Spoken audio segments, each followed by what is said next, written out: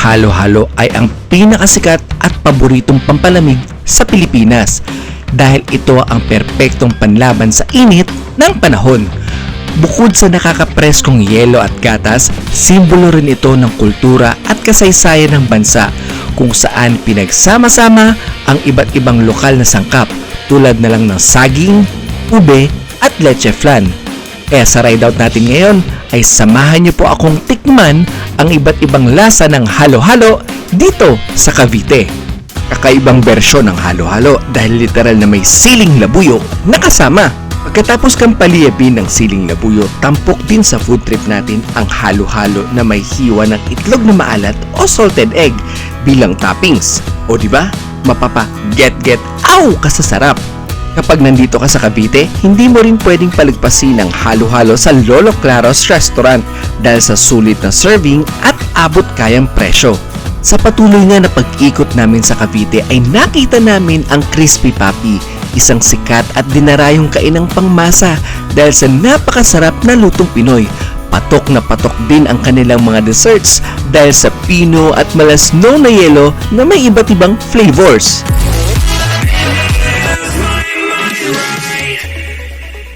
Good morning mga ka-ride out. Nandito tayo ngayon sa may Ben's Halo-Halo Ice Cream. Dito po yan sa may Naik, sa may Cavite. At alam ko, meron daw ditong napakasarap na mga ice cream. Napakasarap na halo-halo. Nakatikim na ba kayo ng maanghang na halo-halo? Eh, yung maalat-alat na halo-halo. Ano? Tara, halo-halo tayo. Let's go! Good morning po mga ka-ride out. Nandito tayo ngayon sa may Ben's Halo-Halo. Dito po yan sa may Naik, sa may Cavite po yan. At dinayo natin ang kanilang sikat na halo-halo dito. Kasi syempre summer na, kaya naman it's more fun na matikman yung iba't ibang klase ng halo-halo dito sa Pilipinas. Nag-order tayo ngayon ng Salty Summer. Ito siya. Specifically, yung pinaka nagdala ng Salty Summer is yung itlog na pula. Ayan po. Tapos meron siyang ube. And then, meron siyang leche flan. Excited na ako matikman kasi first time ko makatikim ng Salty Summer or yung ibang spice ng halo-halo na alam natin matamis ang halo-halo. Very creamy pero dagdagan natin ng medyo maalat-alat na flavor. Ano mo parang gusto kong simulan yung ano niya kagad itlog na pula. Wow! Punong-puno siya as in overloaded yung kanyang serving. Legit po siya na itlog na pula talaga. Tapos, bukod sa itlog na pula, tikman din natin yung ube. Yung texture ng ube niya, hindi siya yung melted. Pino yung pagkakagawa nung ube niya, hindi siya yung malabsa. And then, yung kanyang leche flan. Hindi masyadong matamis yung leche flan niya. And, dagdagan natin ng langka. Ayan. 4 yung toppings na kalagay sa kanya. Ube, itlog na pula, leche flan, at saka langka. By the way, mga ka-ride out, yung klase ng ice na ginamit dito, it's a gelato ice. Yung mas fine, mas pino, na clear crisp ice. Hindi siya yung basta crush ice lang. Ang gelato at ice cream ay magkaiba. Kahit na pareho silang malamig at matamis na dessert, ang pinakapangunahing pagkakaiba ay ang texture at sangkap. Masiksik at malambot ang gelato dahil mas kaunti ang hangin at taba nito kumpara sa traditional na ice cream. Alam naman natin na this summer talagang very significant sa ating mga Pinoy na kumain ng halo-halo. Sabi nila ang halo-halo, it's a dessert na for all season dito sa tropical country tulad ng Pilipinas. Keso umuulan, umaaraw, talagang halo-halo ang unang kinakain at favorite na dessert nating mga Pinoy. Perfect yung pagkakalagay dun sa baso. Hindi siya magulo pagdating sa panlasa. Ang sarap niya, lumalabas na yung texture niya. Meron din siyang corn, tapos meron din siyang saging na saba, meron ding nata. Sarap ng saging na saba, tamis. Simple yung presentation niya, pero punong-puno ng lasa at linamnam sa loob. And then nakakadagdag flavor pa is yung itlog na maalat.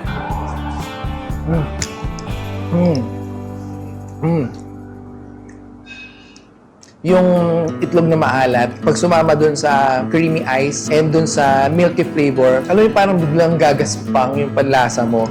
Hindi ka mauumay sa sobrang tamis. Grabe yun.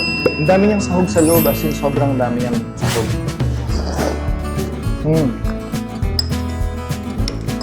Isang serving nila dito, nag-range ng more or less 150 pesos isang basong ganito. Pero sasabihin ko sa inyo, yung isang basong ganito, sobrang sulit siya in terms of sahog, perfection ng lasa, balancing ng sweetness and saltiness. Meron pa silang iba't ibang klase ng halo-halo. May parang mais con yelo, merong saba, merong original, and then meron silang spicy. Ito, tinikman ko siya kasi first time ko makakain ng salty summer na halo-halo flavor. Biruin mo, yung halo-halo, may itlog na pula. Saan ka pa, di ba? Spicy winter halo-halo, katulad ng sikat na sili ice cream sa Bicol, kung saan ang anghang ay nag-iiwan ng kakaibang sensation sa lalamunan habang kinakain ang malamig na dessert. Para sa next stop natin, halo-halo na may siling labuyo, chili powder. Mukhang sa kakainin natin ngayon, pagpapawisan tayo sa sobrang anghang siguro ng halo-halo na to. Tara, excited na ako matikman siya. Siguro pwedeng i-take out na lang tong siling labuyo tapos gawin kong sausawan sa bahay. Tikman muna natin yung sabaw niya.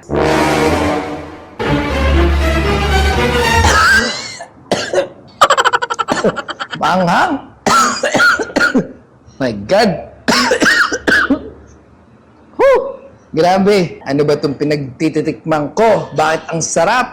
Pero sabi nga nila, since Pinoy ka, dapat resilient ka. Kaya mo yung kahit anong klase ng lasa ng pagkain. My God, mali yata tayo ng order. Na-joke lang po. Pero tignan mo, grabe oh. Ito yung mga siling labuyo talaga oh. Hindi pa tayo nagsisimula pero pinagpapawisan. Same lang din siya sa ibang mga toppings. Merong leche flan, merong langka, merong ube. Pero ito, ang added flavor niya is yung spiciness ng siling labuyo talaga. First time ko makatikim ng ganito, as in sa dami-dami ng lalagyan ng siling labuyo is itong halo-halo pa. Okay. Direktang tumatama yung anghang ng siling labuyo sa ngala-ngala mo. Oh, anghang talaga siya. Imagine mo, nagsasawsawan ka, ganun yung atake ng siling labuyo.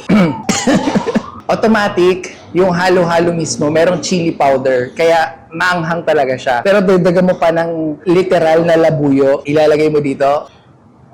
Okay. Pero alam mo, pagka kinain mo na siya dire-diretso, malalasahan mo yung flakes niya sa lalamunan mo. Pero hindi siya yung sobrang nakakasakit ng lalamunan. Hindi ka yung tipong mahihirapan na lunukin or kainin yung halo-halo. It added some flavor also or kick para mas ganahan ka sa pagkain mo ng halo-halo. Mas sasarap pa siya pagka hinalo mo kasi yung pinaka-main ingredients niya nasa baba mismo. Mamaya susubukan natin kagatin yung mismong siling labuyo tapos ihigop tayo ng halo-halo. Tignan na lang natin kung hindi tayo mahilo-hilo sa pagkain natin ng halo-halo. So yung itsura niya, may makikita kang mga red spot. Yun mismo yung pinakabuto ng siling labuyo. Ayun yung siling labuyo. Nasa saging na saba. Tara, subukan natin kainin. Whew! Extra challenge. Ang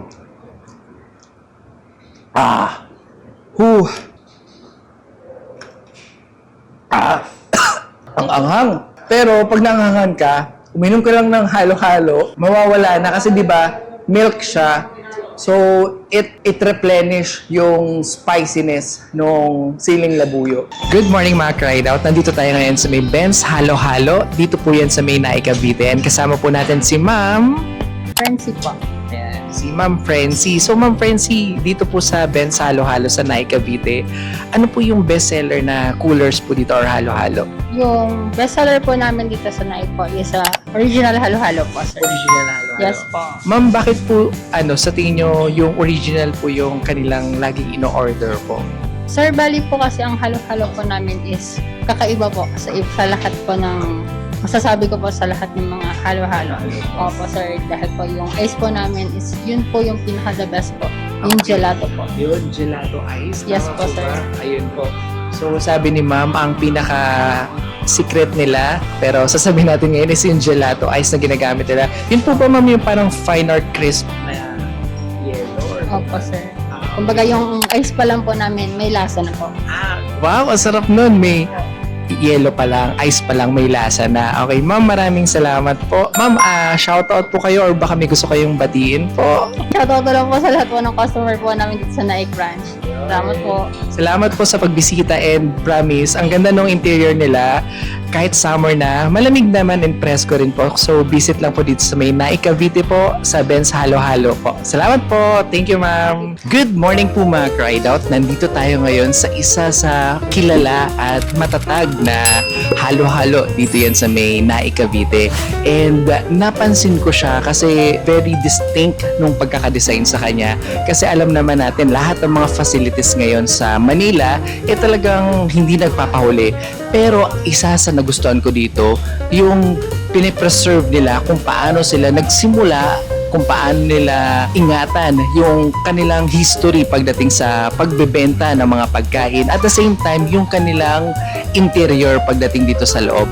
Pagpasok mo dito, pakiramdam mo nasa bahay ka. Pakiramdam mo hindi mo kailangan makipagsabayan sa mga modern facilities. Nandito yung marerelax ka. Very chill lang yung vibe, very light lang yung vibe na kung saan hindi ka mapipressure kumain ng mga masasarap na pagkain. Kumbaga ito lang po yung experience ko pagpasok po dito. Isang bukas na tahanan para sa lahat ng gustong kumain.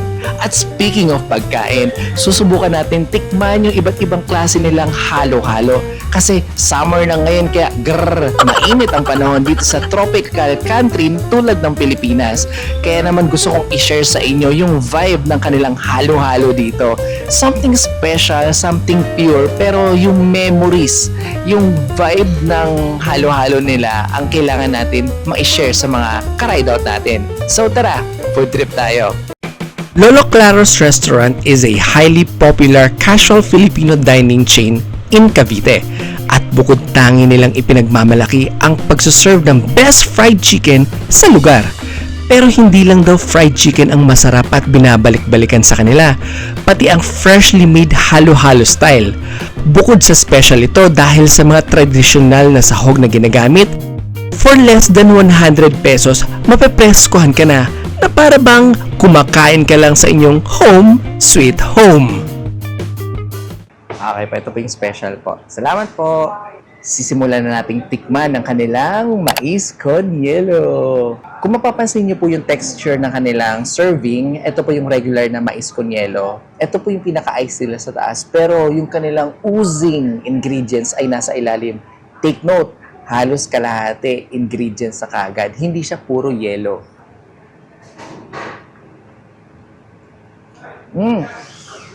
Okay, straight to the point tayo. Lasang-lasa kagad yung mais nila.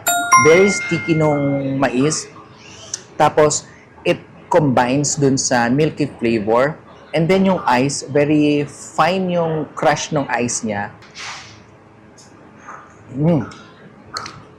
Tinikman ko siya nang hindi ko pa inahalo para makita ko kagad kung ano yung klase ng atake ng mais con yelo. Alam nyo, itong mga klase ng halo-halo dito sa Pilipinas, iba't ibang version yan. Pero yung history ng halo-halo, depende yan sa lugar kung saan siya originated. Kasi madalas yan yung pinaka-flavor niya nasa ilalim. Kaya sinabing halo-halo, you need to mix everything and very well.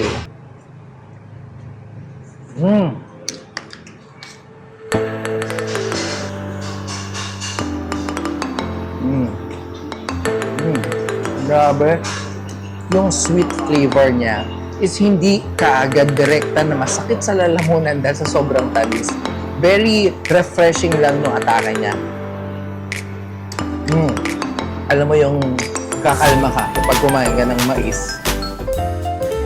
For our next halo-halo food taste, titikman natin ang kanilang saba con yelo. Ito ay consists of saging na saba, meron tayong toppings na leche flan, at yung oozing na saba niya and milky flavor nasa ilalim. Tikman muna natin yung halo-halo ngayon nang hindi pa hinahalo. Okay, straight to the point. Walang halong biro-biro to. Yung leche flan niya, very sticky pero hindi siya sobrang tamis. Kaya naman patok na patok to sa mga lola at lolo natin. Sarap niya. Alam mo yung hindi masakit sa lalamunan ulit. Haluin na natin. Ay, wait lang.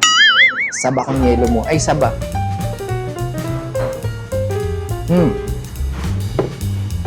Alam mo yung saba niya, yung medyo makunat siya, pero malalasahan mo sa kanya yung, hindi siya yung parang lusaw na.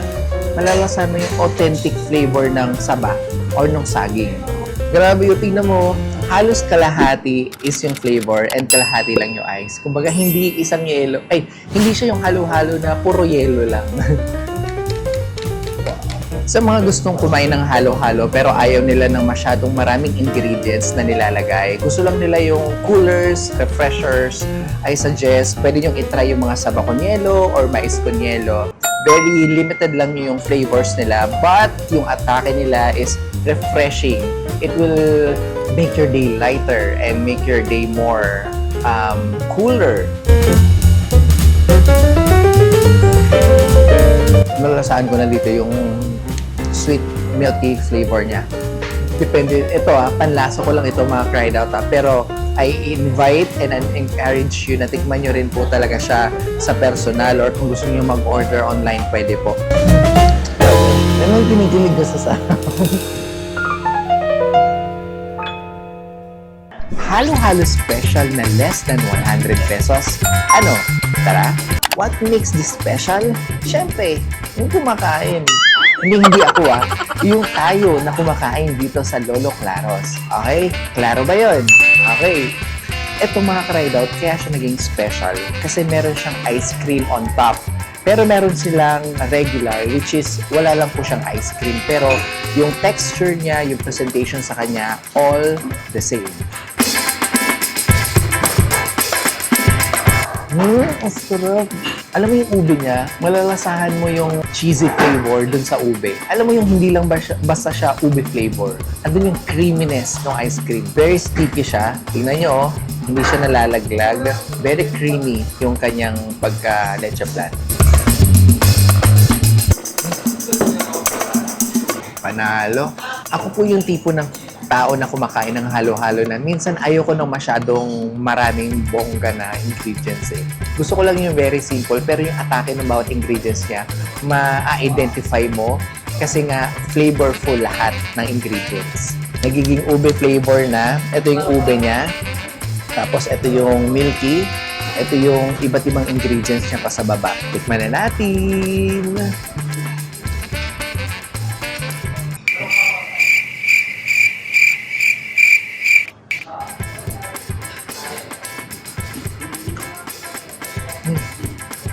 Grabe. Ano pangalan ko? Wait lang. Cried out Aaron. Ayun! Cried out Aaron pala. Sorry guys.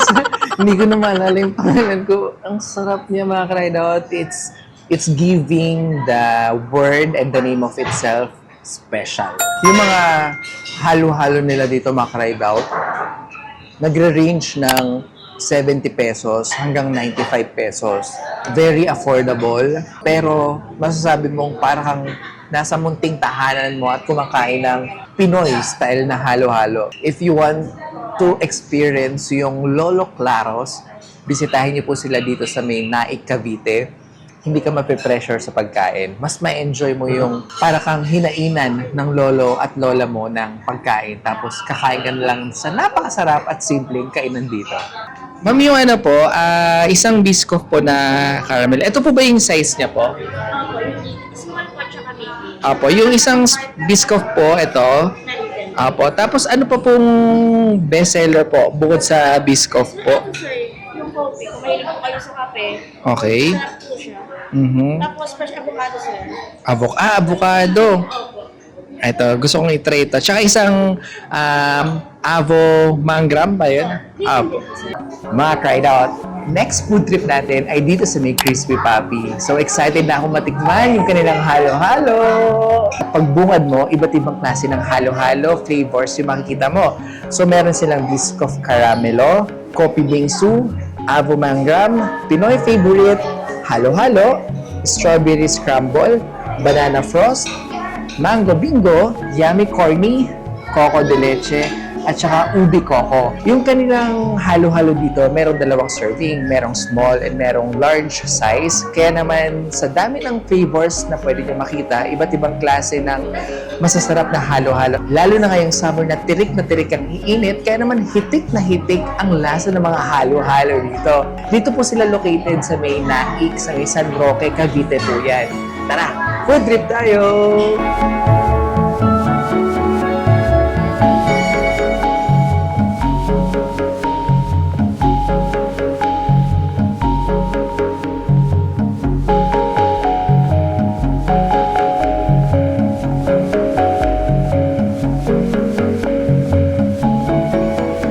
Tikman natin ngayon yung kanilang Biscoff Caramelo. Alam mo, unang napansin ko sa kanya is yung kanyang presentation. Very Gen Z, Gen X. Mula sa kanyang baso hanggang sa kanyang kutsara. Parang pala. Tikman muna natin yung Biscoff. It's a Belgian specialty biscuit na nilagay sa combination ng halo-halo style. Nandun yung crunchiness ng biscuit ng Biscoff, yung caramel flavor. As of now, hindi pa siya ganun katamis. Kasi ako, very distinct ako pagka matamis eh. Kasi usually, nakakasuya pag matamis eh. Haluin natin. Ay, before that, napansin ko pala mga cried out, yung kanilang ice na ginamit, it's very crisp, it's very fine, na parang pagkakamala mo siyang Maha Blanca. Ito na kasi yung uso ngayon eh, yung tinatawag nilang gelato ice. Napansin ko, sa pinakaloob niya, pinakailalim, nandun yung milky flavor ng halo-halo. Wow!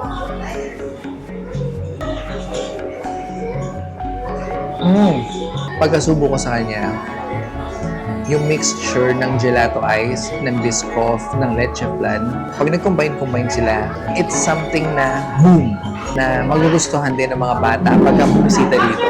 Alam mo yung atake ng halo-halo nila dito, hindi siya sobrang dami or it's because may size siya na small, pero para sa mga gustong makatikim ng iba't ibang klase ng flavor, okay na okay ito. At saka mga ride out, napansin ko sa mga halo-halo dito, hindi masyadong marami yung flavors niya sa isang serving, pero napaka straight to the point ng mga ingredients na nilalagay sa kanya. Very unique, very refreshing. Kung ayaw mo ng sobrang tamis, pwede mong piliin kung ano yung flavor na swakto sa panlasa mo. Para sa susunod na halo-halo natin, let's try the Avo Mangram.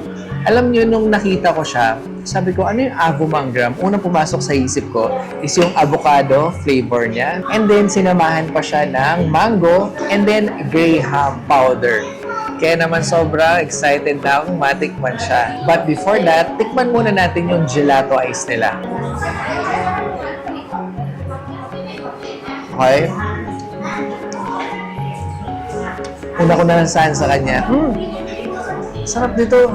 Yung mango, striking yung mango. Sarap ng mango sa halo-halo Yung asim niya, yun yung nag-aalis ng suya sa sobrang tamis ng gatas.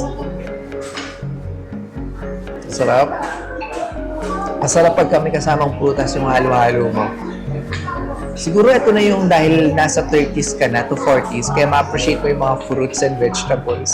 Sa susunod siguro maganda kapag kami ampalaya na yung halo-halo. Diba? Yung mga gulay na. Kasi kumaga every generation, nagbabago yung timpla, yung panlasa ng tao. And every generation na dumarating, mas nagiging identifying yung bawat presentation ng pagkain. Let's eat! Avo Mangram! So, good morning mga ka-ride-out. Nandito tayo sa may Crispy Papi, dito yan sa may Naik, Cavite. And natikman natin yung iba't ibang klase ng halo-halo nila dito. So, for today's video, kasama natin si Ma'am. Ma'am Joy po. Ayan. So, si Ma'am Joy ay dito nagtatrabaho sa Crispy Papi. Ma'am Joy, baka may gusto po kayong batiin or i-shoutout. And gusto ko pong batiin ang lahat po ng mothers sa ngayong araw. Happy Mother's Day po. Yan. Joy, maraming salamat po and God bless po dito sa store Yes, po. thank you po for dining with us today. I hope you like our food po, lalo po yung yung dessert po. Thank you po. Isa po yung sa binabalik-balikan po ng mga customer namin dito sa Crispy Papi na Egg Crunch po. Thank you so much po. I hope you like also the ambience of our restaurant. Yes po. Thank you po. Actually, ma'am, maisingit ko lang. Una po napansin ko is yung music, Yes po. Christian song. Opo sir, pag Sunday po talaga sir, yun po yung pinapatugtog namin every morning. At saka isa pa sa napansin ko is yung heartwarming na service po. Yes po sir, kasi sa Crispy Papi po sir, bukod po sa murang pagkain po, at masarap na po siya sir. Gusto namin balik-balikan kami ng customer dahil po sa good service po. Kumbaga hindi lang po good quality product, good service din po. Thank you po. Thank you, Ma'am Joy. And sa susunod po ulit na pagbisita namin dito po. Sumasarap ang halo-halo sa Pilipinas dahil ito ang perfect na panlaban sa matinding init ng panahon. Ang kakaibang timpla ng malinamnam at matamis na lasa nito ay swak na swak sa panlasang Pinoy. See you on the next vlog! Subukan natin na kagatin yung siling labuyo. Tapos iinom tayo nito for the vlog. Ayan.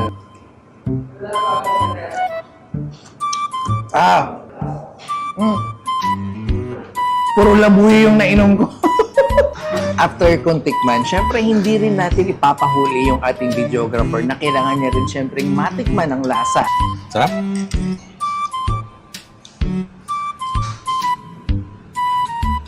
Mga ka-ride out, tignan nyo naman yung videographer ko.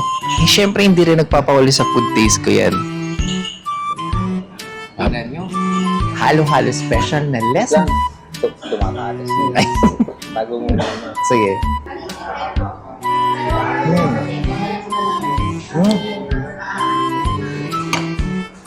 Ayoko na. Ayoko nang tigilan.